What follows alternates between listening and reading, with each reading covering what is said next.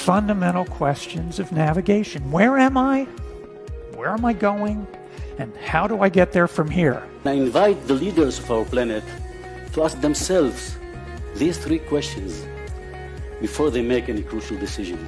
But if you don't make decisions, you're going to stay right where you are. We are all map makers.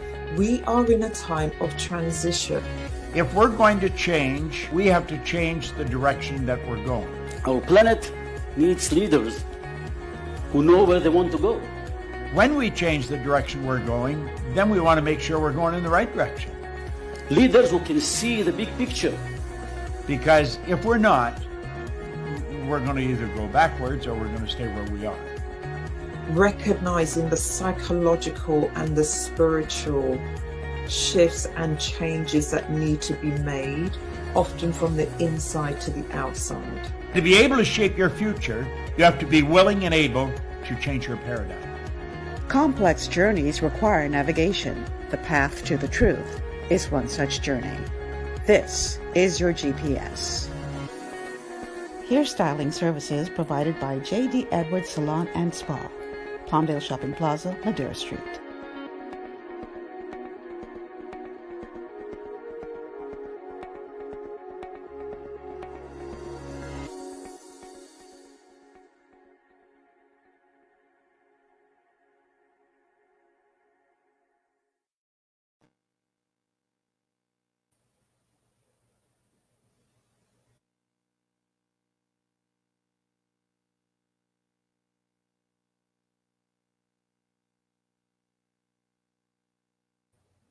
Paradigm shift. All right, here we go. Good afternoon, everyone. Welcome to GPS Global Paradigm Shift on Global 99.5 FM. I'm your host, Michelle Malcolm. And as always, it's a pleasure to be in your company today. Thank you so much for tuning in on this beautiful Monday afternoon here in the most beautiful spot on the entire planet, the Commonwealth of the Bahamas. This is a place that we call home, those of us who are blessed to be Bahamians. Place where you come to visit is the place that we call home. And so welcome to all of you, whether you are tuned in from throughout the Commonwealth of the Bahamas or around the world, a huge welcome to you. This is a Masterclass Monday, and every Monday we look at the Constitution of the Bahamas, led by Professor Sidney MacArthur Walter Thompson, who is a constitutional lawyer, and today will be the same. So how do you get to be a part of the show? If you have a question or a comment as relates to our Constitution, that is easy enough. Trying to scroll down to get to the graphic. There we go. So the numbers to call are 3260271. That's 3260271, 3260272, 3260272, and the WhatsApp line for messages and calls is 8010271. That's 8010271. We're streaming live on Facebook on the official Michelle Malcolm and the Global 99.5 FM pages. Please like and share the show. Also coming to you live on rumble.com. That's rumble.com. Look for Global Paradigm Shift, all one word, no spaces in between. And we're on Cable Bahamas channel 974. Or you can download the Global 99.5 FM app to your smart device and check us out there. Last but by no means least, welcome to all of you who are tuned in by way of radio, whether it's from here in New Providence, from Grand Bahama, throughout the country, the archipelago of the islands of the Bahamas, or from around the world. So we're waiting for Professor Sidney MacArthur Walter Thompson to make his way to the studio. Here I can see where he hasn't arrived as yet. And so we're just waiting for him to get to the desk and and then we can go ahead and start.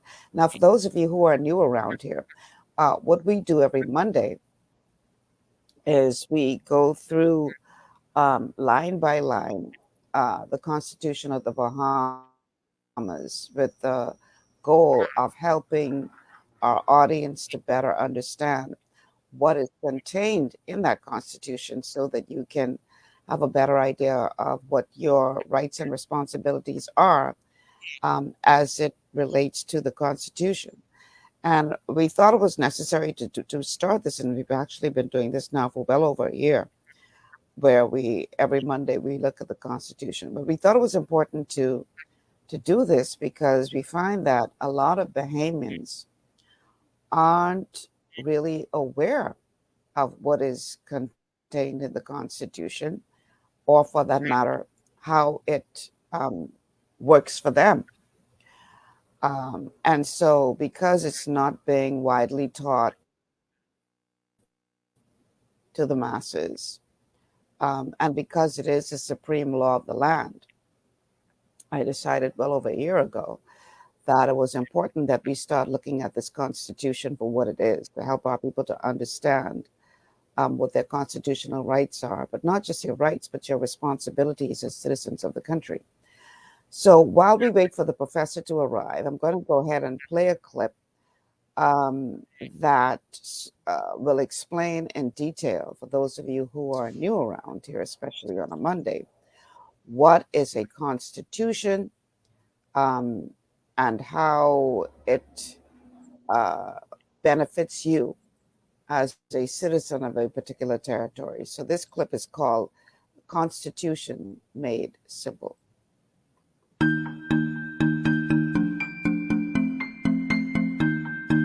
Okay, so before we talk about what a constitution is, let's first explain why we need one. Let's start by looking at the fundamental things we all need as human beings.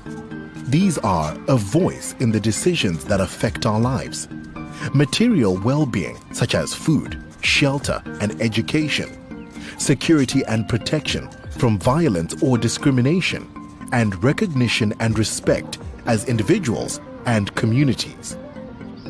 To help meet these needs, people create governments and delegate powers to them to exercise for the common good of society. The problem, though, is that while governments need powers to perform their functions, history tells us again and again that power without limits can lead to corruption, dictatorship, and oppression. Free, fair, and regular elections might help ensure good government.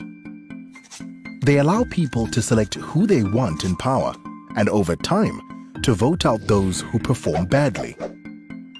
But we also need some basic rules to control how that power is used, so that those who win elections still have to respect your rights and promote your interests, rather than using power for their own benefit.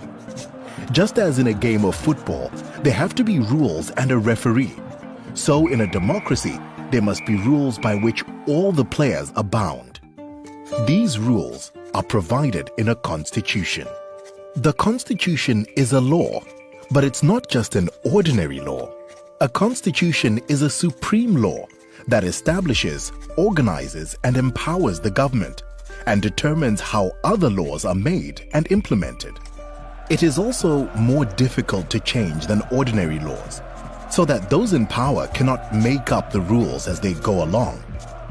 Football wouldn't be fair if the winning team could change the rules, and democracy isn't fair if those in power can just change the Constitution according to their own whim. The Constitution harnesses the energy and power of the state, ensuring that the people control the reins. This explains why when people are trying to establish a new, fairer society, one of the first things they do is write a new constitution. This is what Norway did in 1814, India in 1950, South Africa in 1996, and Colombia in 1991. Indeed, nearly all countries in the world have a constitution to establish rules for using power. On the other hand, We've seen that when a democratic government is illegally overthrown, one of the first things the coup leaders do is set their sights on destroying the constitution. They don't want any inconvenient limits on their ability to rule by force. So the constitution both organizes and constrains power. Now, how does it do that? Well, there are several ways. One way is to divide power between different political institutions. For example, sharing functions between a president and a prime minister, or between two houses of a legislature, or between different levels of government, the national level, the regional, state or provincial level, and the local level. A constitution defines the powers of these institutions and regulates the relationship between them. It also ensures that power is rotated. One year we may vote for one candidate or party, but after a few years, their time will be up, and we will have the chance to choose someone else. This means that no one person, party, or institution can accumulate too much power or stay in power too long. It is important to maintain a strict separation between the political institutions on the one hand, such as the elected parliament and government, and on the other hand, the permanent neutral institutions of the state, such as the courts, the military, the police, and the civil service. Constitutions also constrain power by saying what governments must and must not do. For example, a set of constitutional rights may specify that you can't be tortured, that you can't be imprisoned without due cause, and that your freedom of expression can't be infringed. Other provisions may direct the government to provide for basic human needs, such as education, healthcare, sanitation, or housing. Constitutions don't only protect the majority. There may be special provisions for minorities and marginalized groups, for their security, their participation in government, and protections for their identity and culture. Most constitutions also have a nation-building function. They seek to embody national unity and to reflect and declare the identity of the nation and its people. The Constitution announces to citizens, to the government itself, and to the outside world what the nation is, what it stands for, where it has come from, and what its vision for the future might be. A good constitution is just one step along the road to a peaceful, prosperous, and democratic society, but it is a fundamental one. By setting down the rules by which the state should be governed, a good constitution helps to ensure that the democratic aspirations of a people become and remain a reality.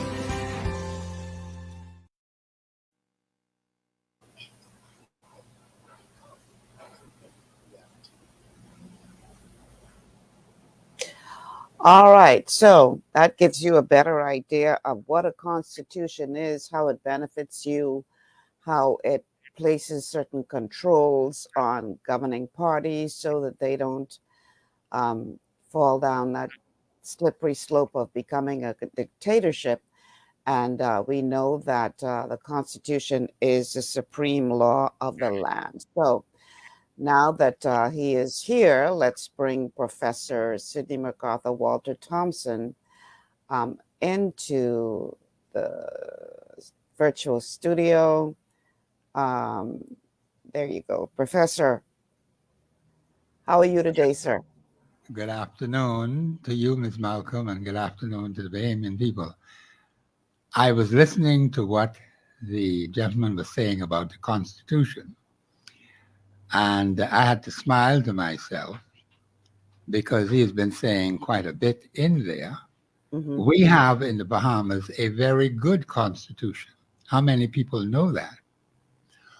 Who is responsible to ensure that the Constitution is followed?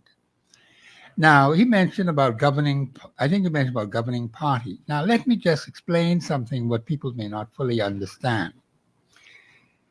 The Constitution has nothing to do with a governing party. Party is one thing. The government of the Bahamas is another thing.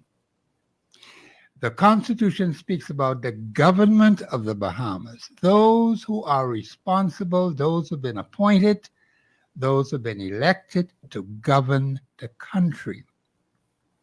You may have members of a political party that may make up the cabinet and may also make up members in the House of Assembly and also in the Senate. I think we get this whole thing mixed up when we talk about party versus government. There is a big difference between the two. You can have your party, but you don't have to be the government. You can be a member of a political party or a follower of a political party, and that political party puts up a candidate in a given area, in a given constituency, or a number of constituencies. And you being a member or a follower of that particular political party doesn't have to vote for that particular person. You're not choosing a party candidate. You are choosing a parliamentary candidate. There is a vast difference between a party candidate and a parliamentary person. Big difference. And Ms. Malcolm, this is where we are mixed up all the time. I hear the calls coming in from the talk shows, and the people are confused, and I can understand that because they've been misled for so long. No one has taken the time to explain, here is your party, and here is the government. When you go to the polls, you are choosing a parliamentary, well, you ought to be, let me put it that way. You ought to be choosing a parliamentary representative, not a party representative. See, that's the difference. And that's spelled out in the Constitution. The Constitution speaks to parties. The Constitution speaks to the government of the Bahamas. There's only one government of the Bahamas. Now, you have different administrations of the government of the Bahamas. People get that all mixed up too. They talk about governments. There's no such thing as governments. You have administrations of the government of the Bahamas. And see, when these things are not specifically made clear to the Bahamian people, they continue in error. You have personalities who've been elected to the House of Assembly who don't even know the Constitution. But yet these particular personalities are going to sit in that house and pass laws, as Article 52.1 says, for the peace, order, and good government of the Commonwealth of the Bahamas. We're not getting that because the fellows don't know the law in the first place. So how could you expect to get peace, order, good government? And then you have basically two levels of government in the Bahamas. You have the representation on a given constituency, that's one. Then you have the administration of the government, the cabinet, which runs the country, which runs the government of the Bahamas. The cabinet has what the Constitution says, overall direction, one. Notice the wording in the Constitution. See, people do not pay attention to words. Each word in the Constitution is important. And while I appreciate you playing what you did, I think it's a good thing. I just had to smile to myself. But what the gentleman is saying, he said so much in that, I think I need to take some time to go through and sift the things that he is saying that we ought to pay attention to. Because basically people sit and allow a government to simply do and act as it pleases. There are controls, there are constraints in the Constitution to direct the government of the Bahamas as to how it ought to behave. Now, who's going to be responsible for that? The Parliament, the Parliament is responsible for keeping tabs on the cabinet. Now, whether they're doing a good job of it, you could consider that for yourself. But the Bahamian people have to keep tabs on the government of the Bahamas, one, and two, the parliamentary representatives in the House of Assembly. Of course, you have some people who are appointed to the Senate. You can keep tabs on them too. But, basically what you're seeing in this country is this. This has been going on for more than 50 years. The Senate really isn't performing a useful function because the Senate doesn't correct the lower house when they go astray. I think I've seen it happen once in all of the years that I covered. More than 50 years. Yeah, well, I obviously wasn't covering it for 50 years, but for the time that I was an active journalist, an active news You saw it journalist, I once. believe I saw it once. And that was, I can't remember which issue it was, but it had passed in the House of Assembly. And then I believe it was the late Paul Adderley Yes. who brought to the attention of the sitting government at the time that there was some loophole in whatever the issue was if it was Yes. left to be that way. Yes. And so they then had it corrected in the Senate and sent back to the House of Assembly for them to do whatever they needed to do to do get with it it. right. But in Yes. all those years, in my years in broadcast journalism, I've only seen it happen once. If you have young persons who know nothing about government, who go and are placed in the Senate, because all of them are appointed or recommended to be appointed, the Governor General appoints them. The point is, if you're not knowledgeable about how the Senate ought to function, see, the Senate ought to have senior people, well-experienced senior people who could critique what the House of Assembly is doing. We don't get that. That's a part of parliamentary representation. Basically, what has been happening over 50 years plus, the Senate has just basically rubber stamped everything the House of Assembly says. Pretty much, yeah. Yes, and that is not good for democracy. You do not have veterans up there who can say, look, this is wrong. This is not according to constitutional law. We don't have that. I think a part of our challenge, Professor, is that we have somehow degraded to the point where we, and when I say we, I'm talking about the general populace as well as the typical politician. We become a nation of cowards. So the politician who they like to hide behind the fact that we are operating under a Westminster system, which says that, once the cabinet decides that it's going to go in a particular direction, you can't really speak out against that direction. It's a collective responsibility. But and then, as you pointed out several times on this show, the cabinet is so big, you really don't have a backbench to step outside and say, I don't agree. That's correct. Because the cabinet is so, everybody in the cabinet pretty much. Yes, definitely. And then you've got these senators who have been appointed by the leadership of the governing party.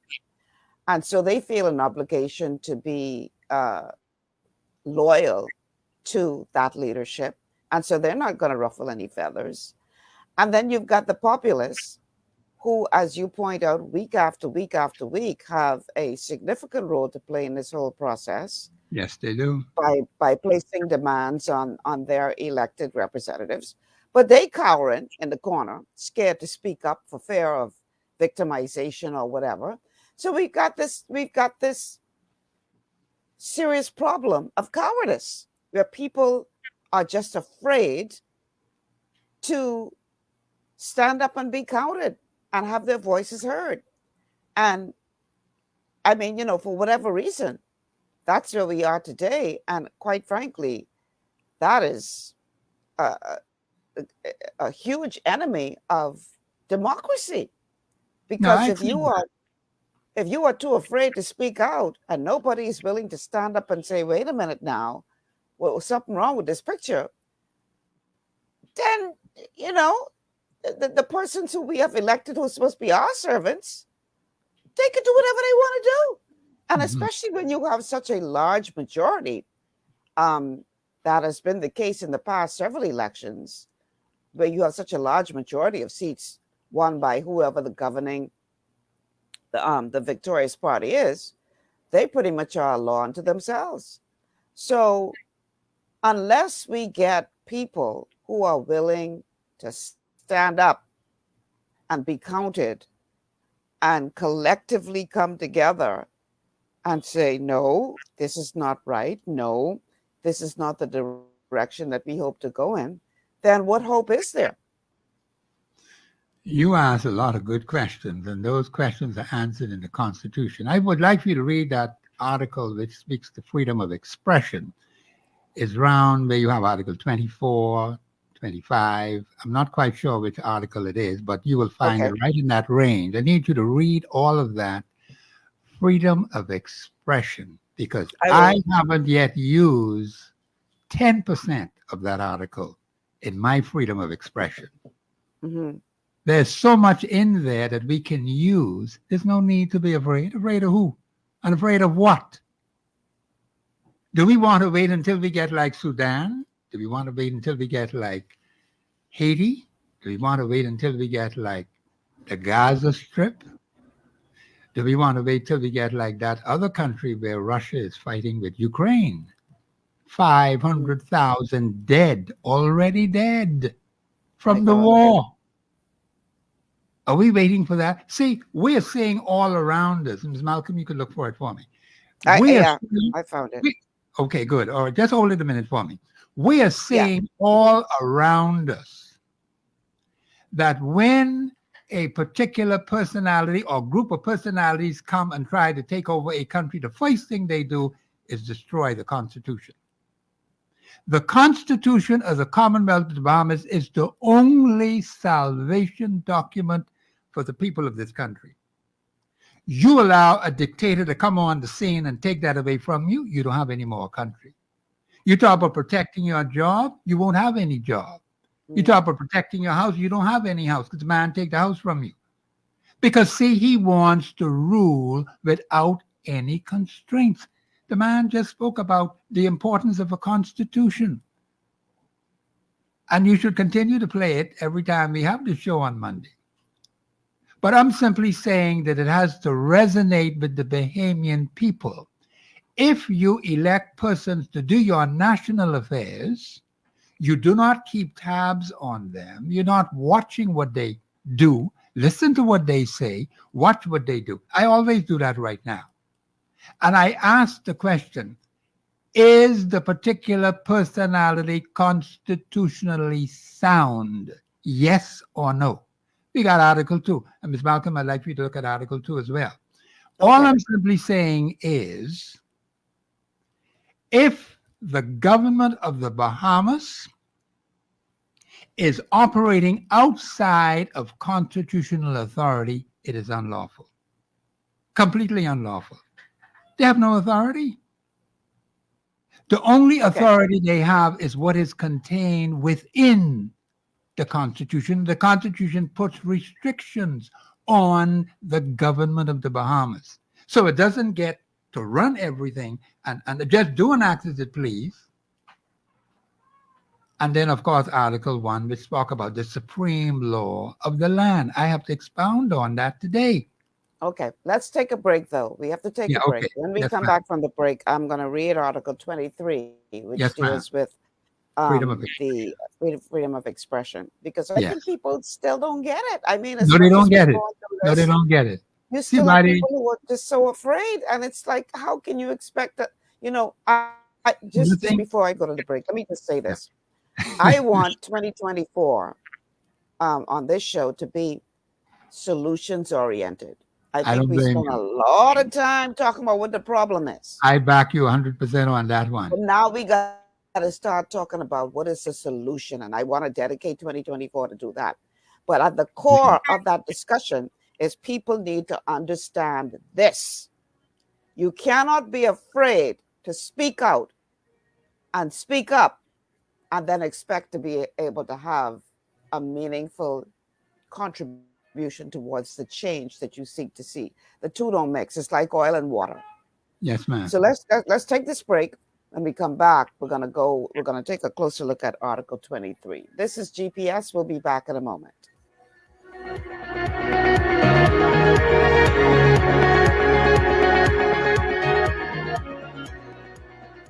Global Paradigm Shift will return after this. Understanding your microbiome, also known as your gut ecosystem, can change everything you thought you knew about nutrition, digestion, immunity, and metabolism. Keeping your gut ecosystem healthy and balanced is essential. Ultimate Microbiome by Longevity was specifically formulated to optimize this ecosystem. It provides the advanced support your gut needs through prebiotic, probiotic, and postbiotic supplementation. Our unique blend of probiotics includes Lactobacillus and Plantarum, healthy bacteria that can help prevent harmful bacteria from taking over your gut. Increasing your gut's population of beneficial bacteria creates a more balanced gut microbiome, which has been shown to aid in weight loss, skin health, sleep, mood, and may even help with seasonal allergies. Ultimate Microbiome also promotes the production of postbiotics. Postbiotics are key to help regulate your gastrointestinal health. To enhance digestion, Digizyme Multi-Enzyme Complex, a blend of 5 specific enzymes, has been added to Ultimate Microbiome. It can help break down food so your body can better absorb nutrients. Plus, we've added our proprietary I-26 Hyperimmune Egg Powder to aid in the elimination of disease-causing gut bacteria and help your body balance its immune response. Ultimate Microbiome, the scientific, proprietary, and holistic approach to gut health that helps optimize your body's entire gut ecosystem. To learn more, contact your longevity associate. Welcome to Sunshine Auto, the hardest place on the planet for rims, tints, and tires. We are your auto superstore for rims, Lexani, Azaras, Trueform, Western, Lux, Fuel, Trackline, Tough, Rough Racing, Velocity, Mud, All-Terrain, and low-profile tires, cars, homes, and commercial window tinting. At Sunshine Auto, we put God first and customer is king. Glasses love. To stay healthy, it's crucial to make sure you get the nutrition you need every day. But it's difficult to get all your recommended vitamins and minerals from food alone. Even in the United States, 94% of people are deficient in at least one nutrient. Beyond Tangy Tangerine 2.0 by Longevity is a simple, convenient, and affordable way to help your body get the essential nutrients it needs. It's an advanced plant-driven multivitamin mineral complex that contains certified organic whole foods, trace minerals, and antioxidants. BTT 2.0 supports your body's natural defense system with a proprietary blend of energy-boosting and body-loving nutrients, plus prebiotics, probiotics, amino acids, and enzymes that support digestion. With an unusually high ORAC score of 8,000, you get even more antioxidants to help combat free radicals that can cause damage to your cells. But to get the most benefit and value from any multivitamin, your body must be able to break down the nutrients so you can fully absorb them. Otherwise, they'll just pass through your system without doing any good. Beyond Tangy Tangerine 2.0 was specially formulated with synergizing cofactors to ensure you get maximum nutrient absorption. Beyond Tangy Tangerine 2.0 is the easiest way to give your body the balance and complete daily vitamin mineral supplement it needs for optimal support of your overall health. To learn more, contact your longevity associate. This portion of GPS is brought to you by Tiki Bikini Hut at Junkanoo Beach. Great food, cool tropical drinks, and family fun in the sun. And we are back. Welcome back to GPS, Global Paradigm Shift on Global 99.5 FM. Michelle Malcolm in your company, along with Professor Sidney MacArthur, Walter Thompson. On this masterclass Monday, we're looking at the Constitution of the Bahamas. Here's how you can get involved. The telephone numbers to call are 3260271, 3260271, 3260272, 3260272. The WhatsApp line for messages and calls is 8010271. That's 8010271. 71. We're streaming live on Facebook on the official Michelle Malcolm and Global 99.5 FM pages. Please like and share the show if you haven't already done so. Also coming to you live on rumble.com. That's rumble.com. Look for Global Paradigm Shift, all one word, no spaces in between. We're on Cable Bahamas, channel 974, and you can download the Global 99.5 FM app to your smart device and check us out there. Last but by no means least, welcome to all of you who are tuned in by way of radio, whether it's from here in New Providence, Grand Bahama, across the country, and around the world. A huge welcome to you all. So this is Masterclass Monday. We're looking at the Constitution of the Bahamas. And once again, Professor Sidney MacArthur Walter Thompson is the person who is guiding us through. So prior to the break, we were talking about Article 23, which deals with the freedom of expression. And I'll go ahead and read that now. Article 23.1 of the Constitution of the Bahamas says, except with his consent, no person shall be hindered in the enjoyment of his freedom of expression.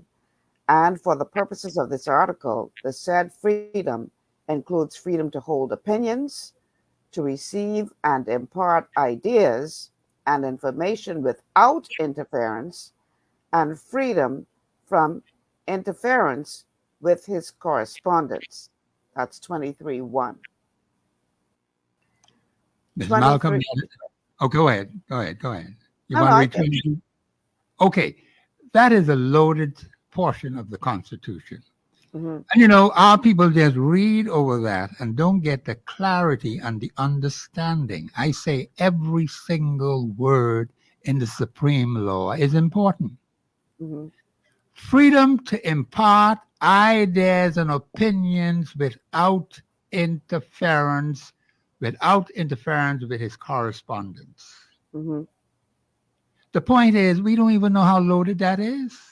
Mm. You got these people who are on the radio and they are supposed to be hosting shows. They ask the public to call in, and a member of the public may call in, and the particular personality doesn't agree with what the particular individual is saying. They're not violating any law. They're not defaming anyone. Just because they don't like what is being said, they say, this is my show, I cut you off. And so they just cut him off. That kind of arrogant attitude is unconstitutional. It is very offensive to callers. And that may be a reason why not enough people are calling into these shows and expressing themselves, because some people take it upon themselves to believe they're more important than constitutional law. In defense of talk show hosts, sometimes, Professor, you got to cut some people off because they just be eating up your time running all with foolishness. No, I'm not. I wouldn't disagree. But that point that you mentioned, I wouldn't disagree with that. But notice the article. Yeah. Notice what it says. Freedom to impart ideas and opinions without interference. Give him 30 seconds or whatever to express himself and tell him, have a nice day, pleasant evening, whatever. Mm-hmm. You don't have to get into no argument with him. I know sometimes the tendency is maybe the host may decide to want to say something more. That's up to the particular host. But then to shut people off and say, this is my show. I do and act as I please. You cannot supersede the Constitution. No policy of any radio station could supersede Article 23 of your Constitution. I've heard people talk a lot of crappy nonsense on the airwaves. But do they understand what the supreme law says? Now, you can have policies to run your show. I'm not against that. But anytime when you step outside the boundaries of constitutional law and set your own self up, now I got a problem with that. Serious problem with that. Freedom to impart ideas and opinions without interference. Do you understand what that means? Because the talk show hosts don't like what you are saying, I ain't letting you say nothing on here. This is my show. But then if you want to talk like that, then don't have nobody call in. Don't invite the public to call in. Huh? I'm just tired of this crappy stuff, Ms. Malcolm, because it's a violation of the supreme law of the land. I'm not questioning whose show it is. I'm not even questioning how much time he may give the particular person to express themselves. But you don't have to run on with them. But if they decide to run on with them, well, that's a choice they make. And it says some other important things in there, but that one stuck out in my mind. Freedom to impart ideas and opinions. Those opinions and ideas don't have to be constitutional. But the fact that you have a right to express them is constitutional. Not that what they say is necessarily constitutionally correct. See, there's a vast difference there. You can express an opinion. You can express an idea. Even the judge sitting on the bench got an opinion. It's only no better than the woman in Baintown with them 5 boys and the man in Foxville with 6 daughters trying to find husbands for them. What's the difference? He has an opinion. The man in Foxville has his opinion. The woman in Baintown has an opinion. Her children have opinions. So how could you overrate one opinion of a particular personality because they're sitting in a particular position? Their opinion is more important than other people's opinion. Come on, we got to stop this foolishness, man.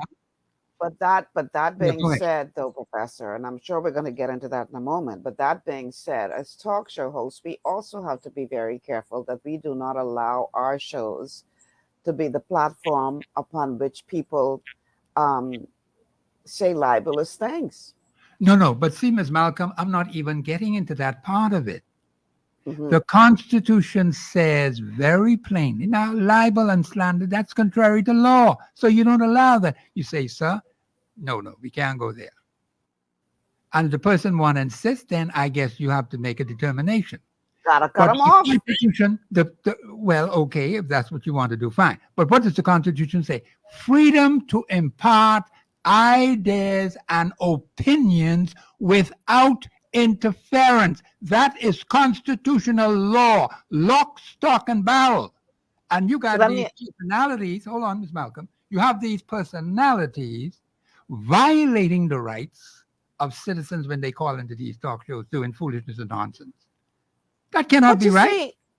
But you see, Professor, the talk show host on the radio station could argue that they're not hindering you from expressing your views. They're just hindering you from expressing your views on their particular platform. No, but that is wrong.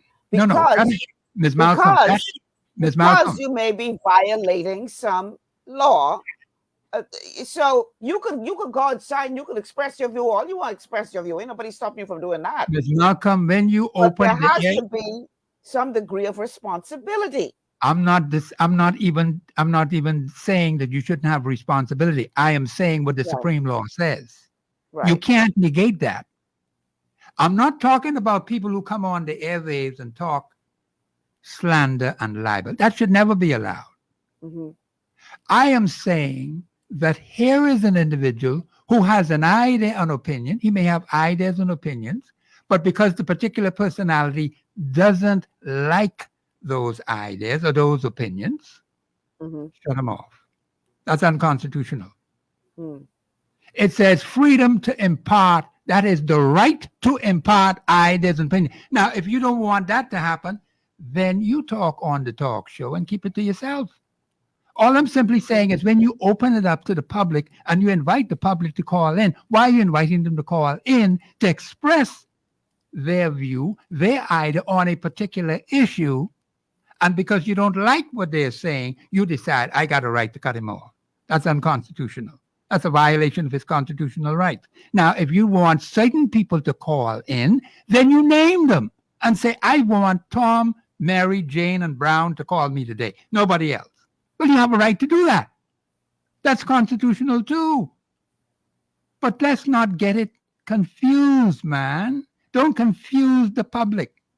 These people do not understand constitutional law. It's right there staring you in your face, but we're ignoring it. And I'm not saying that you should try to monopolize anybody's show or call names of the talk show hosts. I'm not getting into that at all. I'm not even discussing those things. The Constitution clearly says freedom, the right to impart ideas and opinions without interference. Now, when you open up the airwaves to the public, let me make this point. When you open it up to the public, and you say to them, call in. But because you don't like what the particular personality is saying, you have a beef with that, you decide I can just shut them off. That's not constitutional, Ms. Malcolm. Well, I will tell you the truth, and I'm going to read a comment right now. In all the time that I've been doing this show, there's only one person that we have decided to stop taking calls from. And I won't say the name of that person, but every time they called in with the same narrative, the same rambling. Oh, no matter what you're talking about, they come up with the same rambling. And it got to be tiresome. And I said, you know what? That's it. We can't accommodate this because you're running up time. You're saying the same thing over and over again, no matter what the topic is. You come up with the same narrative over and over and over and over and over again. You understand? I understand what you're saying. You, as the host, you have a duty to correct it. You have to make some decisions sometimes. No, you have to make decisions all the time, but the decisions should be correct, and they must be constitutionally sound. You see, because I want that person call back and talk about we violating the Constitution because we ain't letting them back on the show. Because we ain't gonna let them back on because it became tiresome to the point where other members of the public who are regulars on the show are saying, "Oh man, for God's sake, y'all stop taking this," but because it became tiresome, and it wasn't like they were making any kind of valuable contribution based on what was being discussed at the time, because no matter what the topic was, they call in and they saying the same thing, running on with the same thing every single time. And it's like, okay, that's enough. We can't accommodate this any further. Okay. Now, I want to read a comment to you. This comment is coming in from Melvern. Melvern says, all opinions are not for public consumption. Too many people lack the emotional intelligence to respectfully communicate their thoughts. Furthermore, there are others who spew dangerous narratives and untruths. No, it is not unconstitutional to cut off nonsense and personal attacks of the host. See, now that person is way off course because I am not discussing that. Mm-hmm. I'm not discussing that. You see people don't listen, They don't listen. See, if you have a particular topic that you want to discuss, see with me, the Constitution is my topic. Now, if you ain't talking Constitution, then it's no point to call. You don't have to call in. The talk show host would set the perimeters for his particular show or her particular show. That's fine. Nothing wrong with that. So you don't have people calling in trying to carry the show this way and carry it that way. And you have to make people understand that. You have to make people to understand. Sometimes you may have to explain what this libel thing is about, what this slander thing about. They hear those words. They ain't quite sure what they mean. But you must be very careful how you handle the general public. Let me just say this. Many in the public do not understand law. Is it their fault that they don't understand law? The point is no one has explained to them in simple, basic, fundamental language some basic principles about law. Statute law, they know nothing about constitutional law, so that part is out.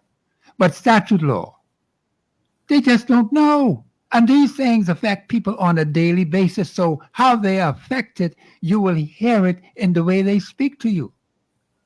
And I believe sometimes hosts have to be patient and come to understand and not run to conclusion and say the person is ignorant, the person is stupid, they don't have a right to say this, have a right to say that. See, that text or whoever that text is way off. See, just listen to just read it again, Ms. Malcolm. Read it again. Let me show you how far off she is. Okay. The comment coming in says, all opinions are not for public consumption. Too many people lack the emotional intelligence to respectfully communicate their thoughts.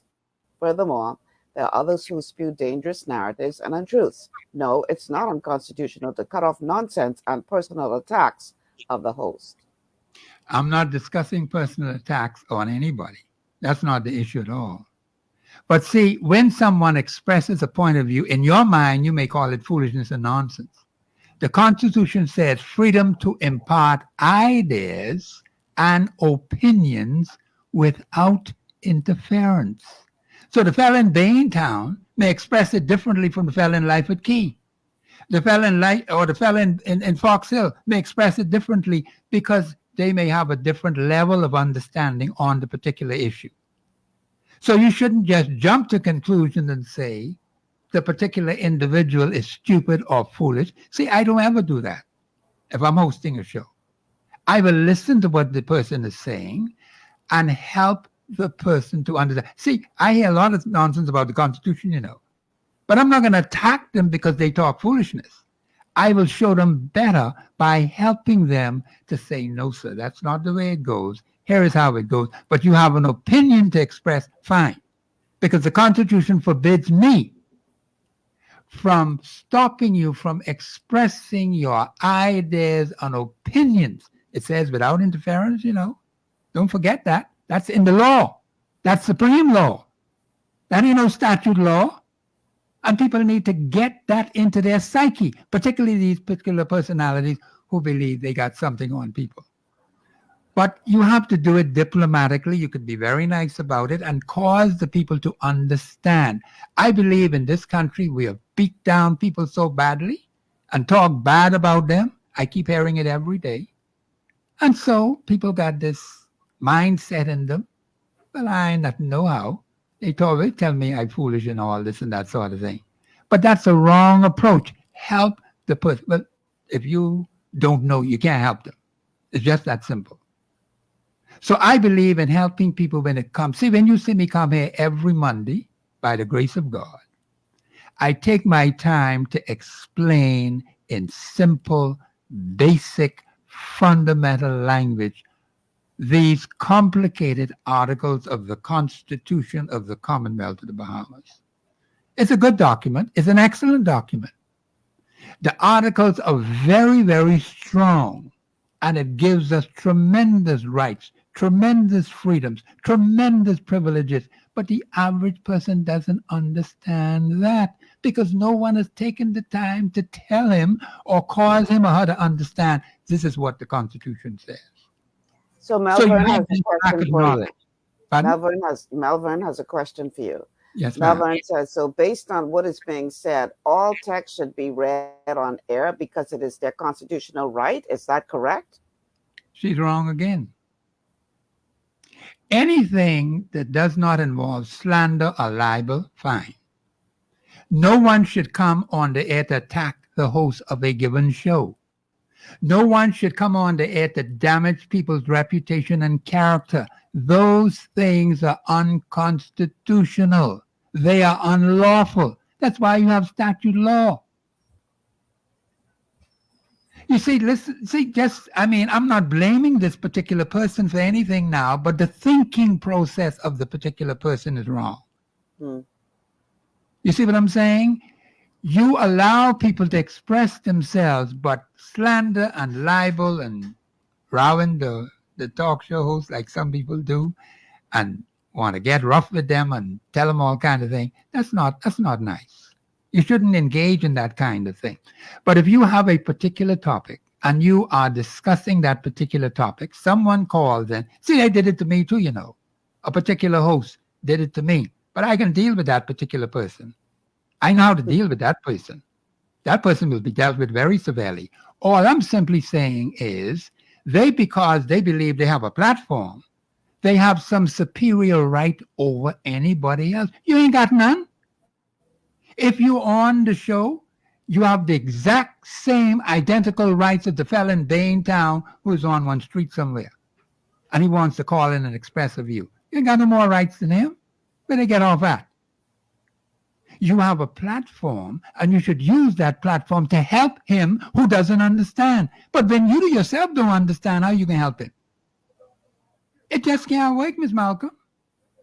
Now, I know this is kind of a little touchy, and I deliberately asked to go to Article 23 because I know it's going to touch a lot of people out there, and I have to stop that crap from going on. It is wrong. I tell you, they did it to me too, but, I just let it slide for that point in time. But they don't know who they're fooling around with. Professor Thompson is not just anyone you could roll over and push around when it comes to the Constitution. Don't mess with that. Now, you think you want to try, well, then that's up to you. All I'm simply saying is there are people out there who know the law. They understand their constitutional rights, but the other fellow who's trying to learn, he don't know. But you got to help him, Miss Malcolm. That's what I do on Mondays when I come here, to help the masses to understand constitutional law in its basic, simple, common language that they can understand. All right. I know we can now let me just make this last point, then you can move. We may take up the whole show just on that Article 23, but you could move on. Well, we got to take a break. Yeah, okay. So let's take this break because we still have to look at Article 23.2. Okay, 23.2. And yeah, that covers a lot of ground and what you're trying to explain right now. So we're gonna look at that on the other side of the break. But y'all don't let Professor Thompson run you up on breaks. You call me talking foolishness, so I can cut you off. But Well, that's your right. I ain't getting it that far. Some things are better left alone than bother with. We'll be back after these words from our sponsors. Stay with us. This is GPS.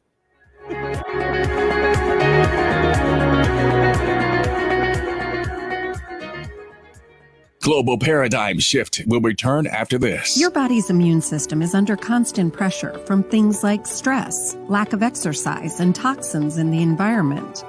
It's crucial to be proactive and support your immune system with the nutrients it needs to function effectively. But it's often hard to get these nutrients from food alone.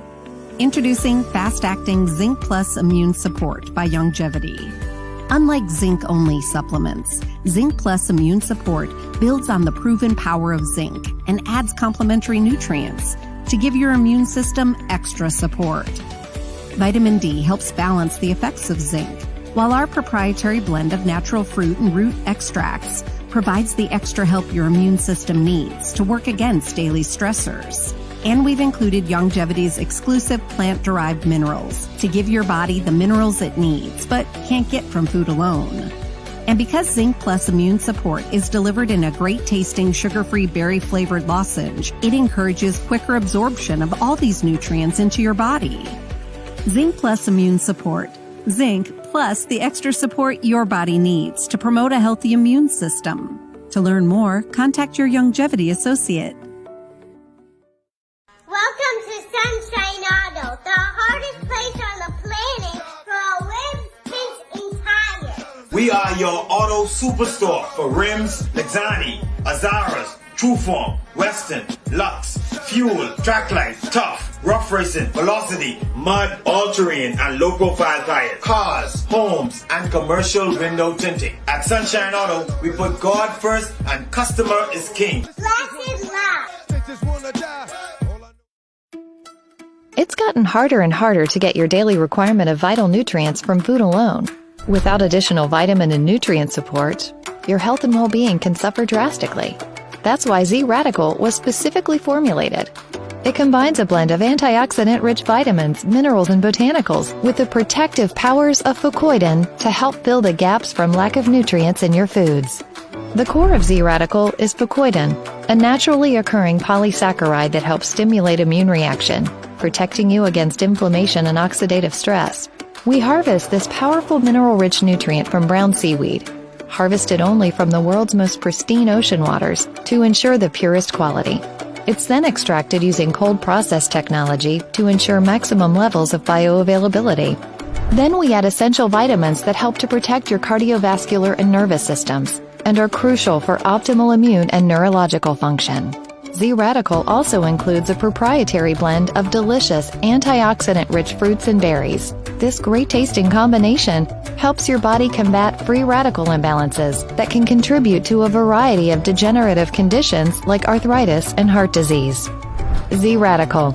Experience the power of fucoidan with antioxidant-rich berries, 8 essential vitamins, and more to provide you with potent health benefits. To learn more, contact your Longevity associate.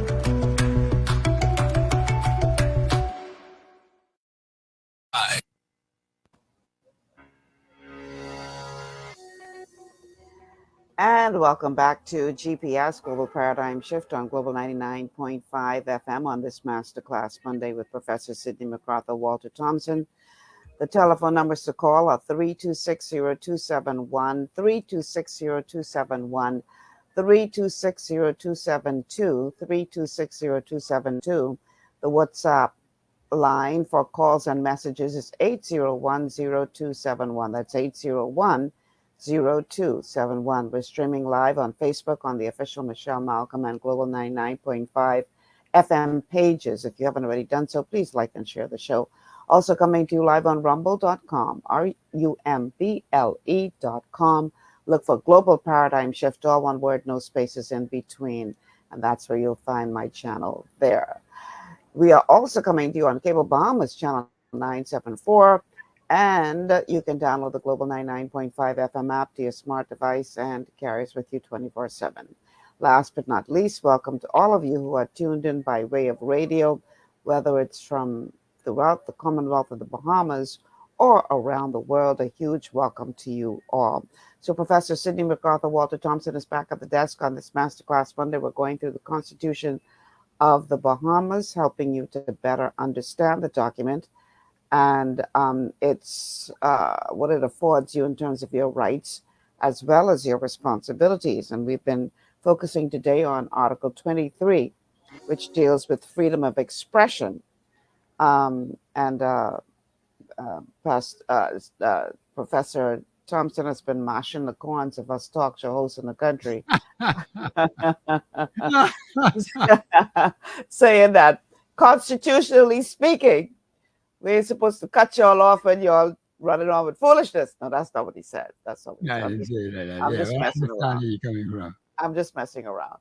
Okay, so let's look back at Article 23 as it deals with the freedom of expression. So Article 23(2), this is important, says, nothing contained in or done under the authority of any law shall be held to be inconsistent with or in contravention of this article to the extent that the law in question makes provision A, which is reasonably required, A1, in the interests of defense, public safety, public order, public morality, or public health, or A2, for the purpose of protecting the rights, reputations, and freedoms of other persons, preventing the disclosure of information received in confidence, maintaining the authority and independence of the courts,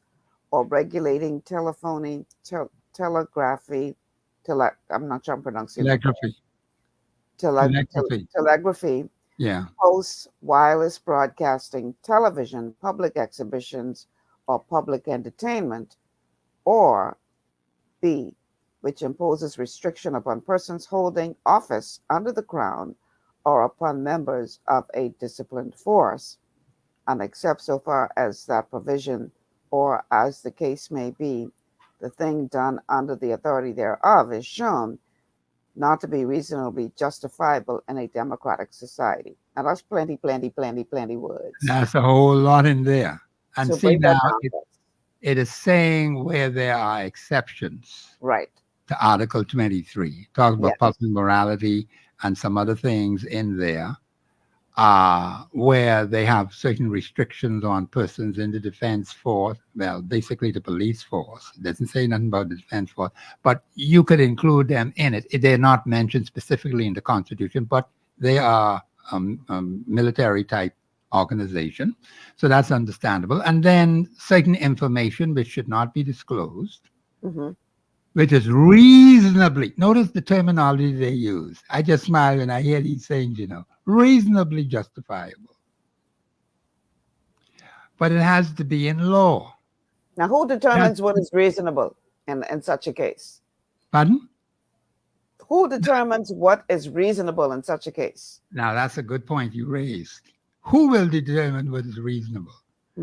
Well, that's a tough one to answer because, one person may think is reasonable, but then it may come down to the point where the court may have to make a ruling. Now, if the court makes a ruling, that ruling could be constitutionally sound or not. Hmm. If it's not constitutionally sound, then it could be appealed. Okay. So, reasonably justifiable. See that terminology, it could go one way or the other. And I'm not knocking it because it's constitutional.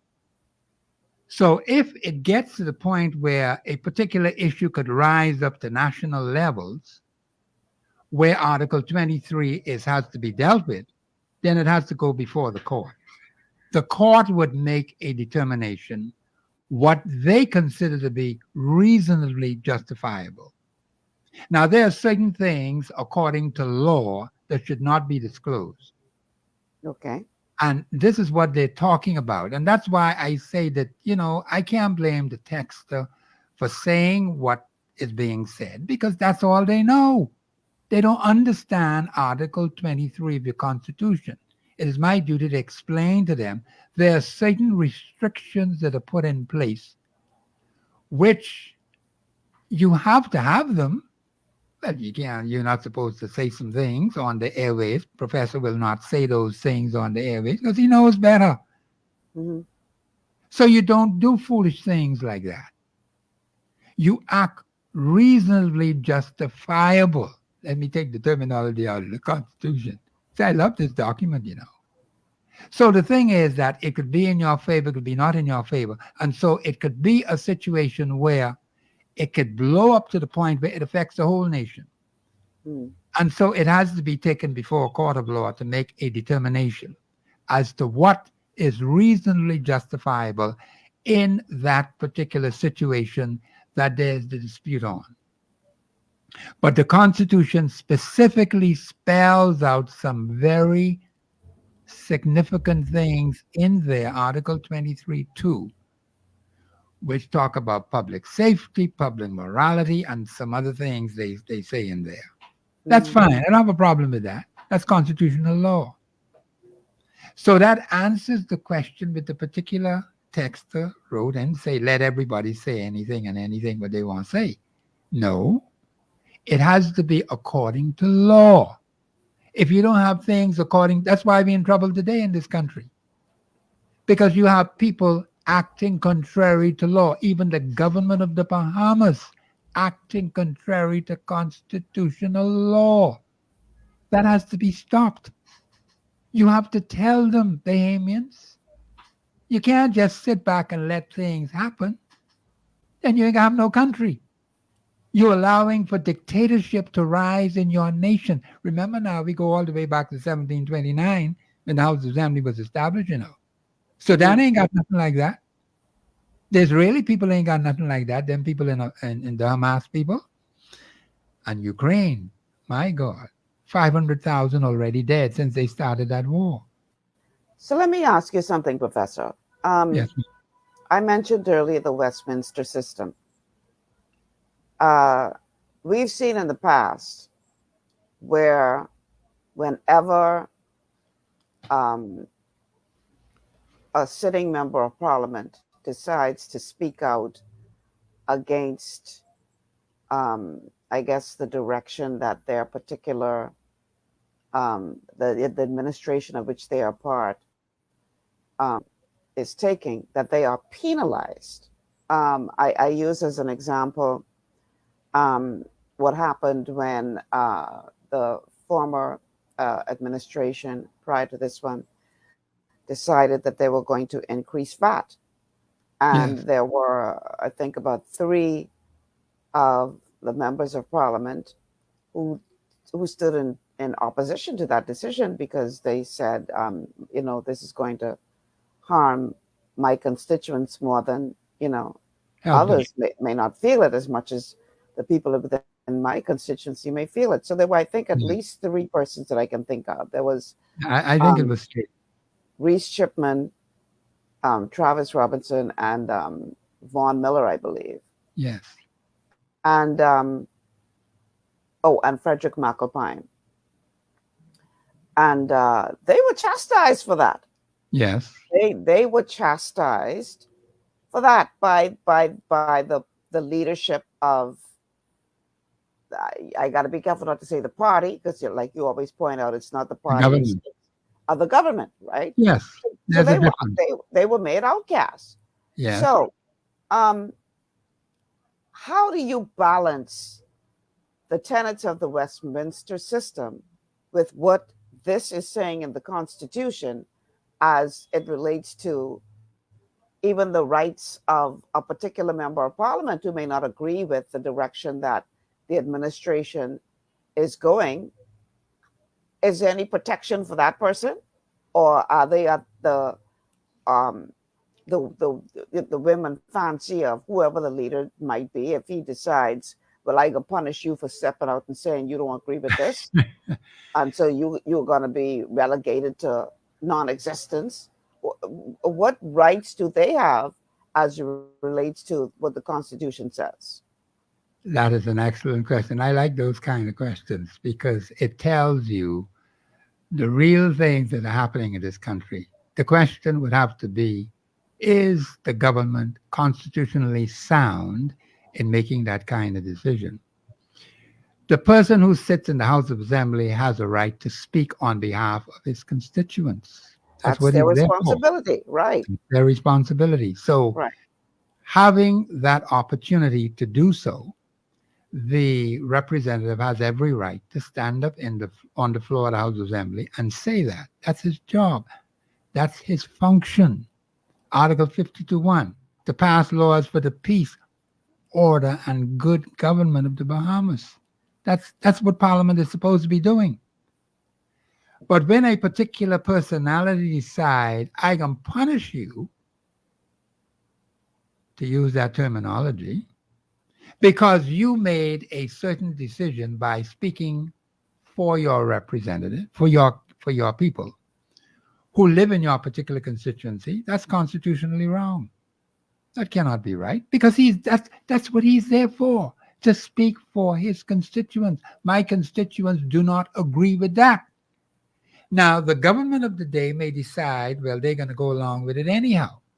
Remember now, there has to be cooperative effort between the parliamentarian and the government of the day in order for something to be done in a given constituency. A lot of people don't understand how important that is.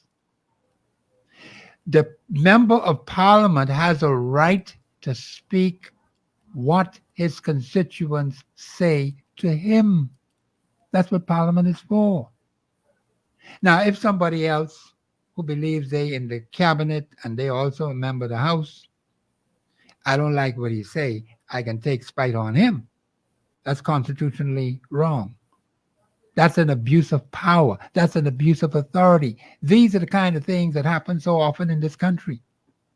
And no one stands up to correct it. The parliamentarian has every constitutional provision in that constitution, just like the woman in Baintown, just like the man in Foxville with those 5 girls. And you're looking for husbands for them. All I'm simply saying is his rights, the constitutional right, do not change, irrespective whether the government agree or disagree. But you have people in authority who make very bad decisions, and people latch on to them. You say, you see what happened to him? Because the particular personality abuses their authority. That's unconstitutional. Now, if he was doing something else, that might be different. But still, he doesn't have a right to abuse the authority that the people vested in him or gave him to handle. He is supposed to be helping the people of the country. All of those are supposed to be, well, notice what I said, supposed to be servants of the people, including the one who's the prime minister at a given time. But we see that does not happen all the time. And they always talk about this Westminster system. Mm-hmm. If we don't want to go by it, we can create our own system. But let's be honest and fair with the Bahamian people. Sometimes they run to it, oh, I go in under the Westminster system. Then other times you kick against it. Like you had one cabinet minister who flatly disagreed with what the government is doing. And it's supposed to be collective, right? Mm-hmm. And the particular man in charge say, he ain't doing nothing wrong. He ain't seen nothing wrong. So it just went just like that. But these are the kind of wildcat decisions that people make. And so people are left to say, well, then what are we going by? What is the standard? Can a person just break ranks with the cabinet and say, I can speak out anyhow? When it's supposed to be, according to them, they say collective responsibility, because it says the cabinet. When the Constitution speaks, it says the cabinet. It doesn't say the minister in a cabinet. It doesn't go that way. So the cabinet would have collective responsibility because the cabinet comprised the ministers. And let me just add this: state minister ain't business and no cabinet. There's no room in the Constitution for no state minister. So let's get that straight. Because I see a whole army of them, they now creeping up now, say they want to be in cabinet. The Constitution says not less than X number of ministers, not no state ministers. That's not constitutional. So that's another problem we got to fix. But they ain't fix it, they just add more to it. Okay? Then you got this unconstitutional office called Deputy Prime Minister. There's no such thing in the Constitution. But here, people have been paid for more than 50 years with an unconstitutional office, Bahamians. Check your Constitution. It is not there. So why are we playing games? See, this is why these political personalities do what they do and get away with it, because the Bahamian people don't stand up to them and tell them that is wrong. Now, when they do something that's right, you say that is right. But you don't sit back with your mouth pin up. Article 23 right there to back you. You have a right to express yourself, but do it respectfully, do it intelligently. You ain't got to row the man out and say all kind of negative things about him.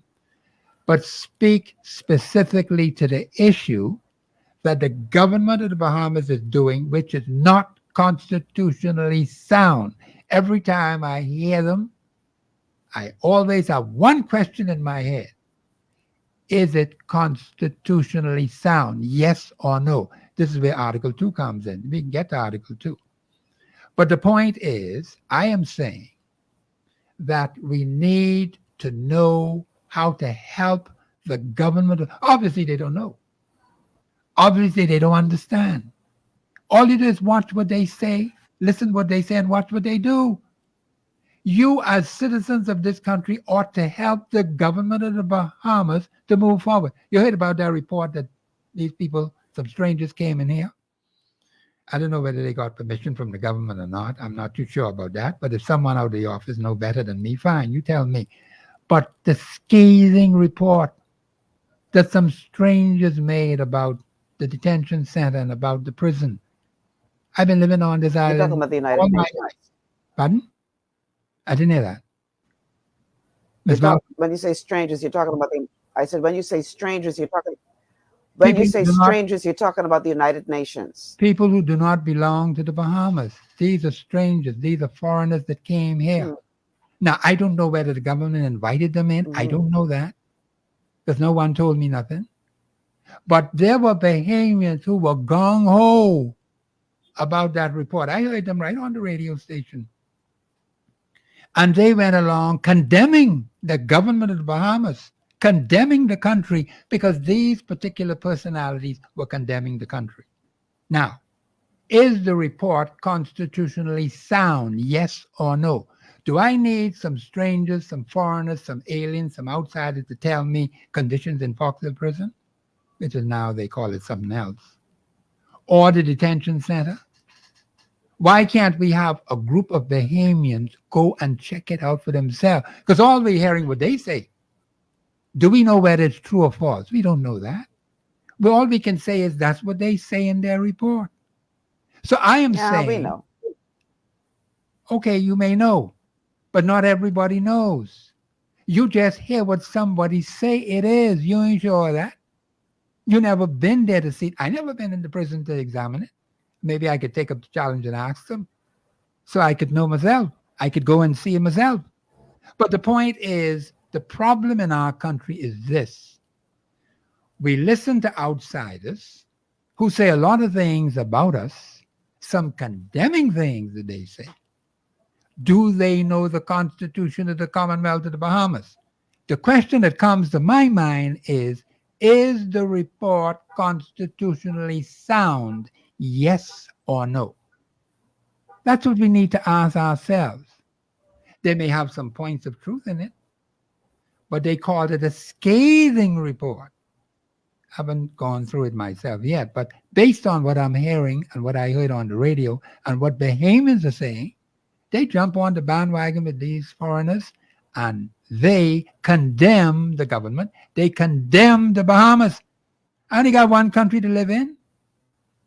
Do they know what our Constitution says? Are they familiar with the Constitution of the Commonwealth of the Bahamas? Because we have signed some funny things which do not apply to the Bahamas at all, but we are lumped in with some other countries that are so far behind, as far as the East is from the West, as far as the North is from the South, and we are lumped with them. Let them go and check out their own problems. And then we can deal with Article 1 too, which ties in with what I'm saying right now. But the point is, we got to stop being gullible Bahamians. We got to listen carefully to what people are saying and analyze it constitutionally. I would suspect from what I've heard on the radio and all that shouting and carrying on what the Bahamians did, they don't understand the Constitution. I'm not saying people in prison should be mistreated. I'm not saying people in detention should be mistreated.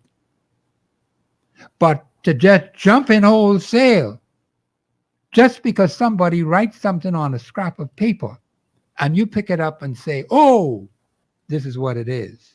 Then they have some who grade the Bahamas on certain things. I can give you a 0. I can give you a 5. I can give you a 2. I heard that on the radio. And I say, by what standard? What standard are you using?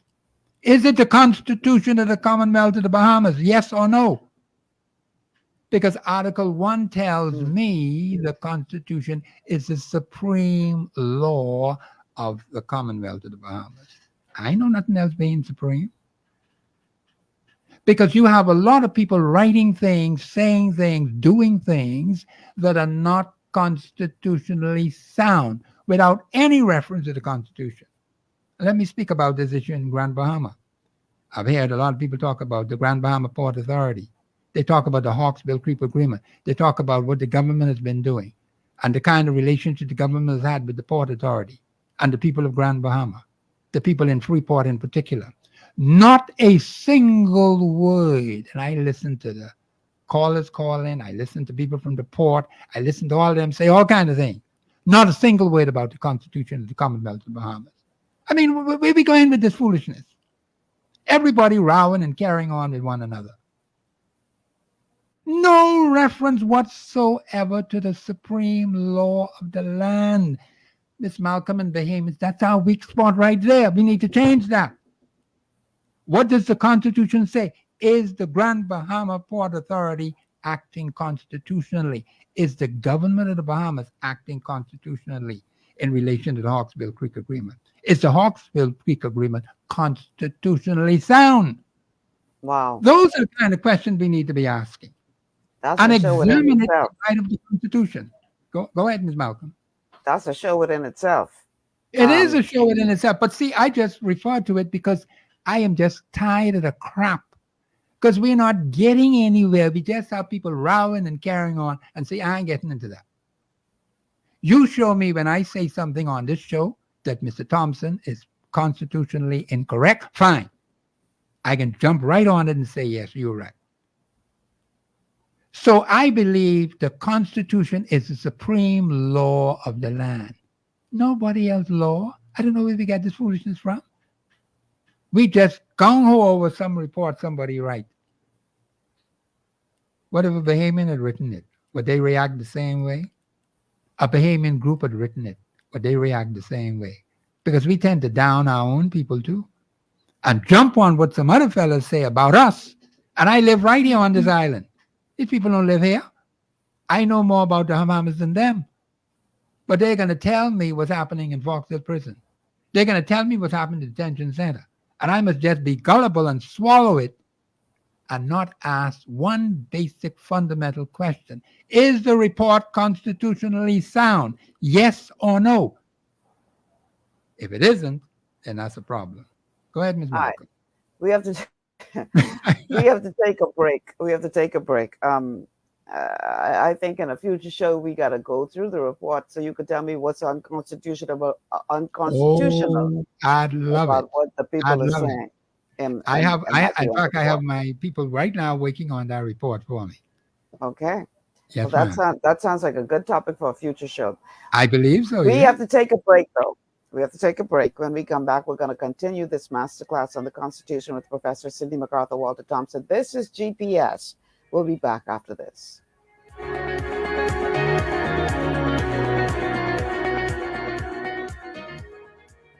Global Paradigm Shift will return after this. At Lee Air, safety is our #1 priority. Flying since 1996, we offer scheduled flights into Fresh Creek and Mangrove Key Andros and Great Harbor Key, Berry Island, twice daily, 7 days a week. Affordable charter services are also available to anywhere in the Bahamas and the Caribbean.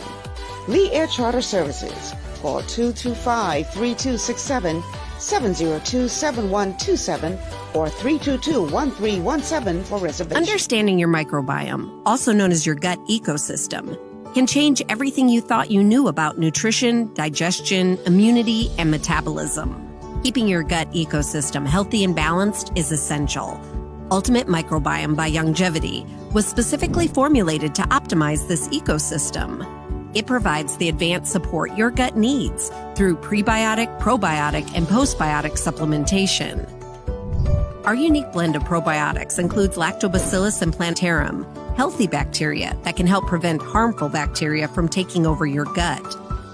Increasing your gut's population of beneficial bacteria creates a more balanced gut microbiome, which has been shown to aid in weight loss, skin health, sleep, mood, and may even help with seasonal allergies.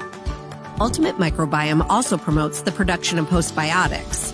Postbiotics are key to help regulate your gastrointestinal health. To enhance digestion, Digizyme Multi-Enzyme Complex, a blend of 5 specific enzymes, has been added to Ultimate Microbiome.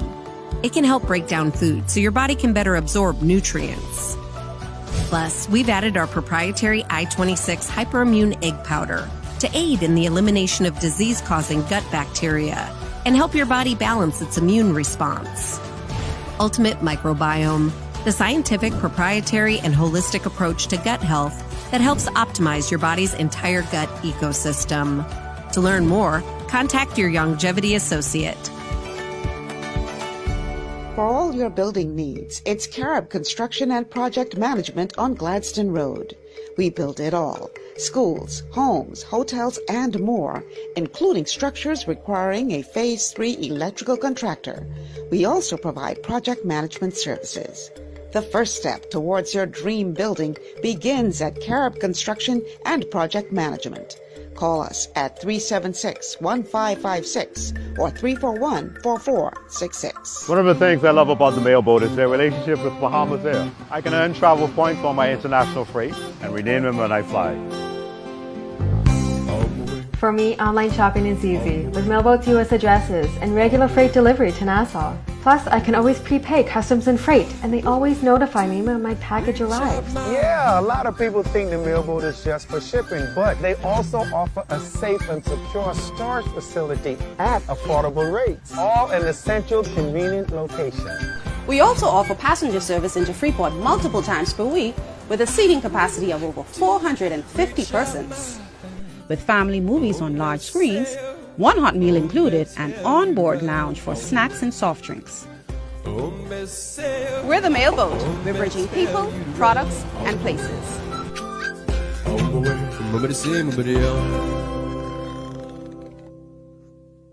Executive Printers is your one-stop shop for all your branding and customization needs. Letterheads, envelopes, business cards, invoices, share and gift certificates, rubber stamps, vouchers, funeral programs, brochures, flyers, banners, and promotional items like mugs, water bottles, mouse pads, and key rings, all with personable service and great quality. No project is too small or too large. For great turnaround and competitive pricing, make an executive decision. Call us at 393-5011.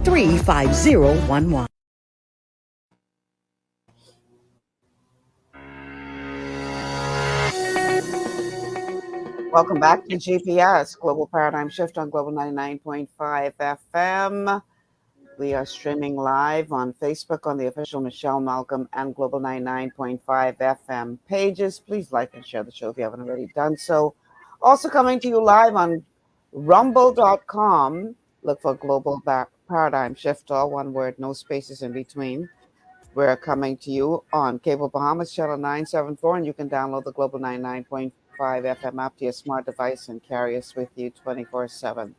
The numbers to call are 3260271, 3260271, 3260272, 3260272. The WhatsApp line for messages and calls is 8010271. That's 8010271. Welcome to all of you who are tuned in from throughout the country or from around the world. So every Monday around these parts, we have Professor Sidney MacArthur Walter Thompson join us for a masterclass on the Constitution. Professor, I have a question that is being posed by one of our Facebook viewers.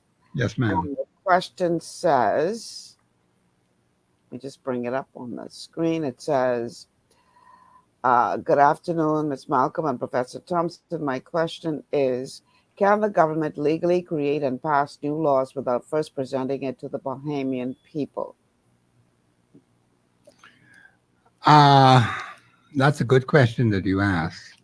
You know, Parliament has been passing all kinds of laws. And a responsible administration would always consult with its people because you're governing on behalf of the people. And it would be best. See, a lot of things that have been signed by the government of the Bahamas, they send people away to sign all kinds of things. I just heard one thing that was signed the other day between, not just recently, between Venezuela and I believe it's Guyana. Mm-hmm. Those two, they fighting over a piece of territory which belongs to Guyana. And the man in Guyana say they can fight for it. The president of Venezuela didn't say that. They got one army down there. And they see something that is in Guyana. It's Guyana's territory now, according to the International Court of Justice. Mm-hmm. All right? And I believe, if I'm not mistaken, I just heard this on the radio, and I don't know how we got mixed up in this particular thing. But to answer the question, the government ought to consult with its people because you are passing things for who? For yourself or for the Bahamian people? Well, then you mean to tell me they ain't got no say? You don't think it's important for you to consult with us, but you could go talk to some other strangers outside? Suppose they argue, Professor, that if they had to bring every single document that they have to sign into law before the people, say by way of referendum or by way of town hall meetings or whatever, that they would never get anything done. Are they getting anything done now? I guess that depends on who you ask. Okay, all right. But see, we are supposed to be what? A parliamentary democracy. I think you got to read that article about, I think that's in Article 1 and 2. We got to cover those two before we close the show today. At least refer to them because there's a whole lot contained in them. And I don't know if I could say all of that in this one show. But I'm simply saying a responsible administration of the government of the Bahamas would consult with its citizenry because the laws are being made to do what? Well, they ought to be made to protect the interests of the citizenry, right? The Bahamian people. So why is it that you find it strange not to consult with them, to get their views? Huh? So what kind of government are you? What kind of parliament are you? What kind of representative are you? You're supposed to represent the interests of the people. So I think it's rather strange for a government and even a parliament to pass laws which are to the detriment of the Bahamian people. And the question was asked, is it legal to do that? Is that the question? Yeah, it says, can the government legally create and pass new laws without first presenting it to the Bahamian people? That's the question. But they've been doing that. But a responsible government would want to hear the views of the people, particularly on matters that are very controversial. Because we got some controversial issues right now that the government of the Bahamas is not willing to hear from the people. But are they legally bound to do so? That's the question. Well, let's put it this way. And you know, some of these questions are not, they don't have any easy answers, you know. That's why a lot of people don't fool around with constitutional law. And I like the way how the text is putting the question. See, it's the way how you put the question, I could give you a constitutional answer. And I don't want to mislead anybody by saying anything that's not constitutionally sound. But we are a parliamentary democracy. If the government of the Bahamas or the Parliament of the Bahamas is going to act contrary to what the Constitution says is a parliamentary democracy, where you deal with the people, you're working in the best interest of the Bahamian people, and you decide you can sneak up some things, take it to the house, you ain't checking for nobody, and you can pass it and dump it on us. You know how many agreements have been signed? Miss Malcolm, the only time I hear about some of these things is when I hear somebody say it to me, or it's in the press, or it comes up. The Bahamian people ought to know every single possible agreement that the Bahamas government is going to sign before they signed it. It's a possible agreement that they want to present to these people, but present it to the Bahamian people. You're showing it to them people on the outside who don't even live here. And you're getting advice from them. And then you have these people go ahead and sign it who don't know nothing about the Constitution. They themselves are weak when it comes to constitutional law. So all you do is put the country in trouble. Miss Malcolm, we got too much trouble as it is now. For the government of the Bahamas to keep, every time I look around, there's some signing thing. And I have no idea what it's all about. I got to get my team to go. I say, listen, we got to find what these agreements are. You remember the 43 things that they had signed with the European Union? And they signed virtually all of them except for one or two. And I think now up to this point, they say the people in Europe keep moving the goalposts. Well, you ain't telling the Bahamian people what these things are. I would like to know what they are. What are these agreements that you signed? I have a right to know, so I can educate Well, I tell the you people one thing. properly. Yes. One that is on the table right now. I don't believe we signed off on it as yet, and I'm hoping we never do, is this pandemic treaty that the World Health Organization is pushing now. That will significantly impact the sovereignty of every nation that signs onto that. And we haven't heard, definitively one way or the other, whether or not the government intends to sign that. Now, I know we haven't signed it as yet, as far as I'm aware, but the window is still open for them to do so. And, What they need to do, what a responsible government ought to do, is bring it to the Bahamian people. See, these are dangerous steps that a government is taking by signing on to things which would diametrically affect the lives of the Bahamian people. Who are you governing for? Why you don't want to bring it to the Bahamian people? Bring the proposal, if that is a proposal, and let's discuss it. Let's examine it. Let's see whether it is constitutionally sound. See, if it isn't constitutionally sound, it's null and void right off the top. See, even if the government signs it, listen to this now, and I think people need to understand this. If the government signs an agreement that is not constitutionally sound, a future administration could come and revoke it and tell them, listen, man, that's contrary to our Constitution. We can't go with that. And you chop it off right there, because Article 2, and Ms. Malcolm, you need to read Article 2. Article 2 says any other law. Let me let you read it first before I go on to it. Okay. So Article it says The Constitution is the supreme law of the Commonwealth of the Bahamas and subject to the provisions of this Constitution. If any other law is inconsistent with this Constitution shall prevail, and the other law shall, to the extent of the inconsistency, be void. Notice that phrase. Any other law, statute law, British law, U.S. law, Canadian law, ICC law, any other law. That's what your Constitution says. The Constitution is supreme. Any funny thing that they come up with in these bodies they have, because like I tell you, different countries have different levels of understanding and they operate differently in those countries. Each of them countries should have a supreme law for their country. You can't beat us over the head because that other state is far behind from where the Bahamas is. And you know, they always like talk about women's issues. We have some problems with the women in our country, but we got plenty of problems with the men. We ain't pushing men's issues. Well, the men ought to be doing that. I don't know why we're sitting back and not doing anything about it. We got men getting killed all the time. I don't know who is interfering with the women and the children, the girls in particular. That's what the women are saying. Who is fooling around with them?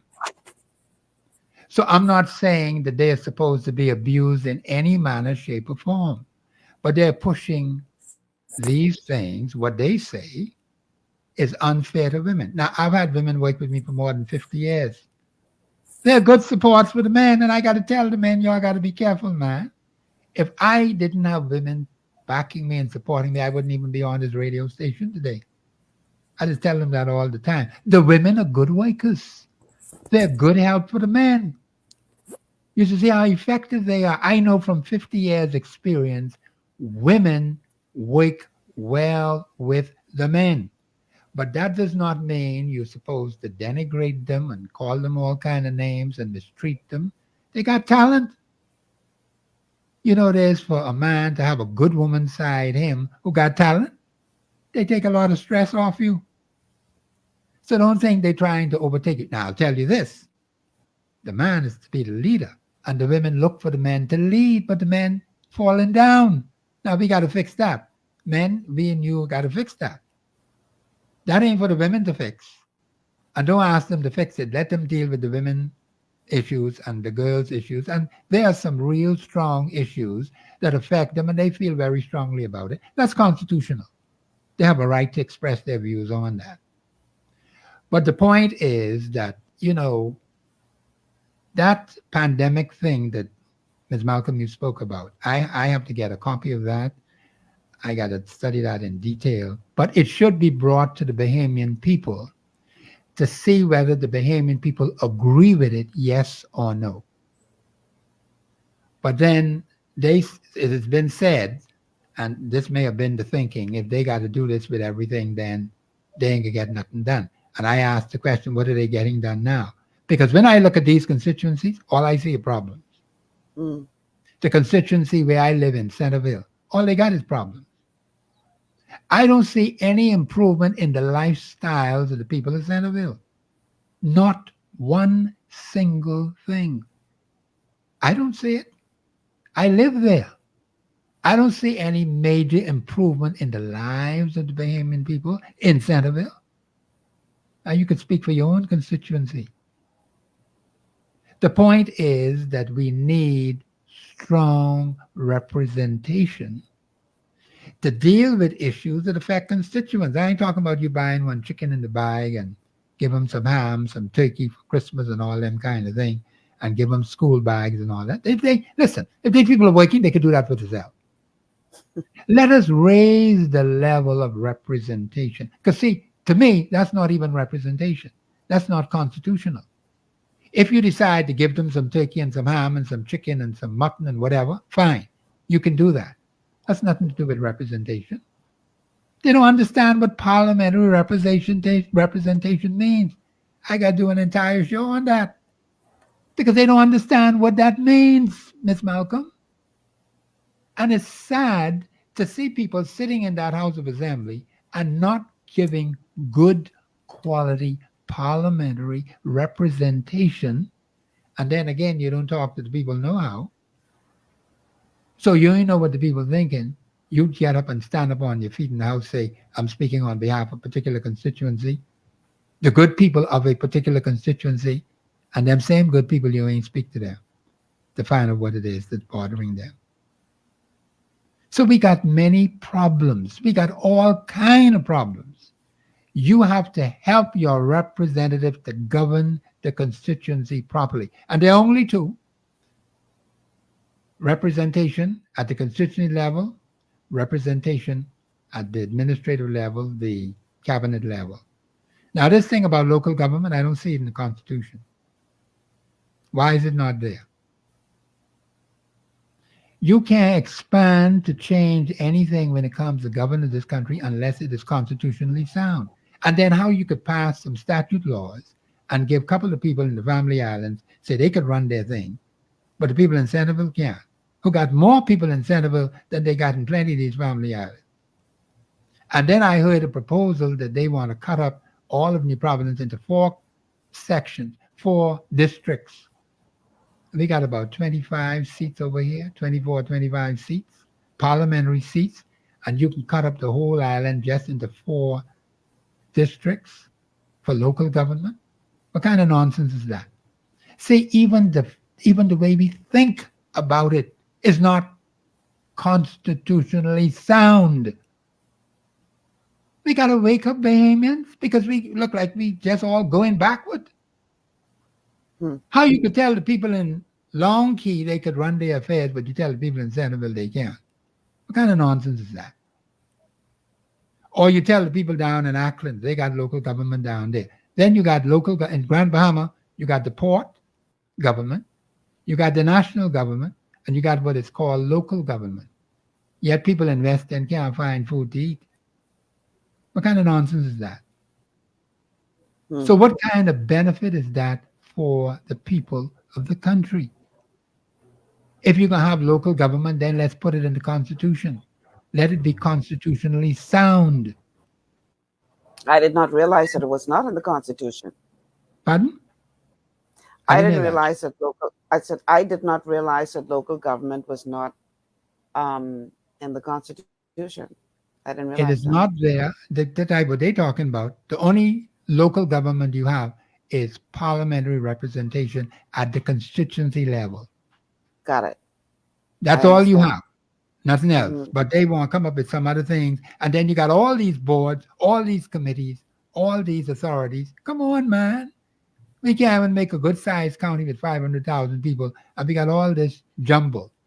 This one getting one and eight. This one getting another way. This one say, this is my authority, that's my authority. Well, and all you have is report confusion. All kind of confusion, Ms. Malcolm. We honestly, I think that's by design, Professor. I don't think it's... Well, I don't think it's any accident. No, I wouldn't say it's accidental either. Because it's been going on for more than half a century. More than half a century. So that can't be accidental. It's by design. Yes, ma'am. The more they keep you separated and confused, the more they're able to maintain power. Simple as that. Well, we're in a whole lot of confusion. The country is going down a cliff. And if we're not careful, we could find ourselves just like Ukraine or Sudan. See, if we are not careful, you're opening the door for a dictator to come on the scene. And the first thing that dictator will do is wipe out the Constitution of the Commonwealth of the Bahamas, because he knows that's a barrier for him.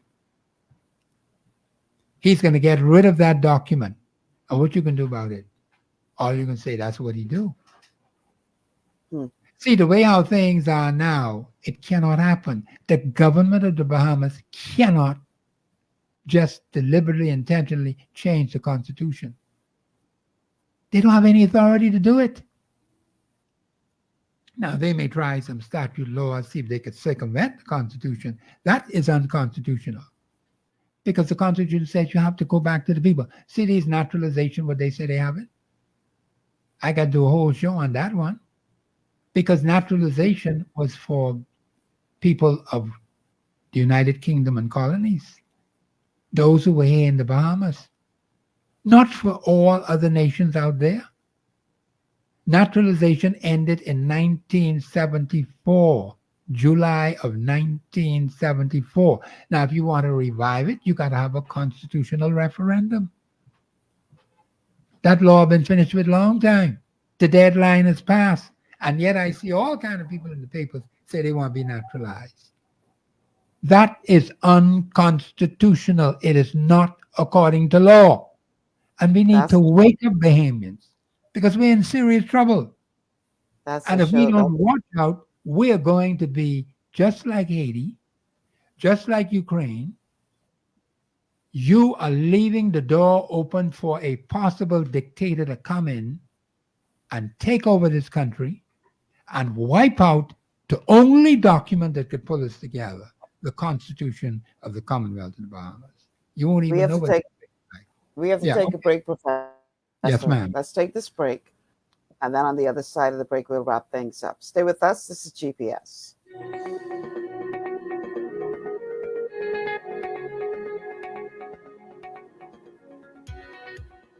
Global Paradigm Shift will return after this. This is Global Radio.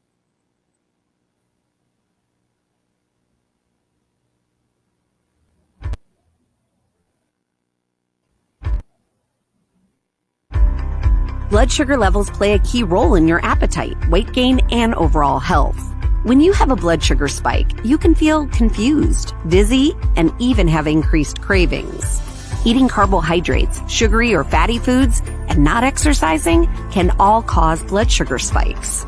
But now you have help in managing blood sugar levels. Sweeties by Longevity was designed to help support healthy blood sugar levels so you can power through your day. It's a synergistic blend of minerals, herbs, and nutrients that have been proven to support healthy blood sugar levels. Sweeties includes chromium, an essential trace mineral that's known for its contribution to healthy blood sugar levels and improved metabolism of carbohydrates, fats, and proteins. Cinnamon bark has been included for its naturally occurring antioxidants and support of a healthy heart. And we've even added gymnema. It's been used in Ayurveda for centuries to help promote healthy blood sugar. All the ingredients in Sweeties work together to give the best support available for blood sugar control. Sweeties, the blood sugar support supplement from Longevity that helps control cravings and manage blood sugar levels through your day. To learn more, contact your Longevity associate. Welcome to Sunshine Auto, the hardest place on the planet for a rim fence and tires. We are your auto superstore for rims, Lexani, Azaras, Trueform, Western, Lux, Fuel, Tracklight, Tough, Rough Racing, Velocity, Mud, All-Terrain, and low-profile tires. Cars, homes, and commercial window tinting. At Sunshine Auto, we put God first and customer is king. Blasted loud. As you age, factors like health, weight, diet, and lifestyle can all impact your bones, joints, and general mobility. Even everyday exercise can lead to wear and tear on your body. Over time, you might start to experience stiffness or pain due to damaged joints or connective tissue. Ultimate Glucogel by Longevity was created to help you limit the effects of wear on your joints. It delivers a daily dose of collagen-rich gelatin your body needs for joint elasticity and maintenance. Ultimate Glucogel contains a 1-to-1 ratio of gelatin and glucosamine sulfate, which is a key building block of your bone matrix, cartilage, ligaments, tendons, and connective tissue. Gelatin's unique blend of amino acids not only help with muscle and joint health, but also has been shown to provide additional benefits for the brain, skin, and hair. Ultimate Glucogel. Natural, optimal daily support for joint health. To learn more, contact your Longevity associate. Yo, 99.5. All right, Professor, we've only got about 4 minutes left in the show. So we're going to have to, in short order, begin to wrap this one up. And, you know, this is going to be the last show we do for a couple of weeks because next week, Monday, is Christmas Day. And then the Monday after that is New Year's Day. I know about you, but I certainly ain't gonna be around here talking about no Constitution on Christmas Day or You can New do Year's that. Day. You see No, how sir. wonderful the Constitution is? They give you that kind of liberty. You want to lose that. Well, I'm going to exercise my constitutional rights. You and I'm have not gonna every be right to doing- do so. Not going to be doing any show next week, Monday or the Monday thereafter. Yeah. Matter of fact, I'm thinking about taking at least a week off for the holidays because I don't think I've had, apart from when my father was buried, I don't Yes, think you I've did, had time off from this show since the inception of it. So, every now and again you need a break. Yeah, you can take a break. Yeah. Take a break and, reassess Yes, and ma'am. plan for the future as much as you can, keeping within God's will, obviously. Yes, ma'am. So, Professor, I will most likely not see you again until the new year, God willing. That's correct. Yes. And I must Yeah. say that I agree with what you said about solutions. And I'm going to be doing something very special for New Year's. And the New Year 2024. I'm going to tell the Bahamian people, I'm going to be going on a nationwide campaign with my All team right. dealing with the Constitution of the Commonwealth of the Bahamas. That is your salvation document. Now, that's going to take different formats. We're going to need the support of the Bahamian people to make it a success. Article 24.1 tells you very plainly it takes the collective will of a people to bring changes to your country, not one particular personality. Mhm. And I want people to dispel that nonsense and foolishness, as some have made some funny remarks about, Mr. Thompson could do this and Thompson could do that. I'm just one individual. I have a team that supports me. And without that team, and I tell you, a good number of them are women, and they work very hard to help me so I could come behind these microphones and speak on a Monday and speak the truth as it is contained in the Constitution. So I'm going to be calling on you. You're going to be hearing from me all over the country, and something has to be done. The Constitution is your salvation document. Bahamians, learn it well, and I'm going to assist you in learning it so you can be strong. You can help the government of the Bahamas. You can help your representative. You ain't got to get vexed with them because they don't know it. Of course, it has been said it's by design. Okay, fine. That's an opinion. That's a view. I'm not going to knock it one way or the other. Constitution says you can have it. If you feel strongly about that, fine. But we have to do something because this country is going down. It's going down a steep hill, and we're going to crash very soon if we don't correct it constitutionally. I stop right there. Well, that's what we're here for, to try to avoid that from happening. Professor, thank you so much for everything that Thank you you've very much. done for these past months, bringing shedding light on the Constitution of the Bahamas. If I don't see you between now and next week, Monday, have a very Merry Christmas and a Happy Thank New you. Year. And Thank you. God willing, look forward to working with you in 2024 as Yes, we ma'am. seek to educate the masses on this supreme law of the land. Thank you so much. Thank you very much. All right, that's my time. Y'all got to get out of here. It's 4:00. Be sure to tune in tomorrow for another engaging episode of Global Paradigm Shift. Until then, I'm Michelle Malcolm. Thank you so much for joining us, and enjoy the rest of your afternoon. Global 99.5 FM reminds our listeners that the views and opinions expressed on this show are those of the host and guests and not necessarily the opinions of the owners of Global Communications Network and the operators of this radio station. This is not.